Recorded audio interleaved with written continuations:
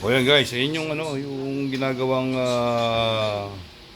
pang giveaways, pang Valentine's. Yan. Homemade po yan. Kailangan po meron na kayong ready ganito, mga pan-toppings. Ayan. Nabibili niyo yan sa ano? Nabibili niyo yan sa Lazada o Divisoria. Ayan. Meron tayo dito chocolate melter. Ayan. Diyan may melt. Tapos ito may mga nuts, pang ito mga crispies. Yung mga basta may white chocolate. Ayan, mga pan-toppings. Bahala na kayong magano ng ano, design nyo kung anong gusto nyo. Diba? Para additional business nyo rin. Saka sakali. Diba? Napaka-simple lang, no?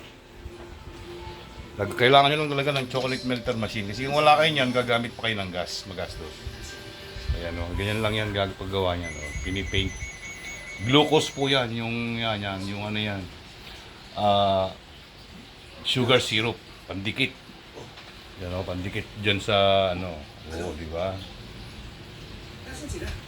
Ayan na nabubuo. Depende sa mga size, sa mga design na gusto ninyo. Diba?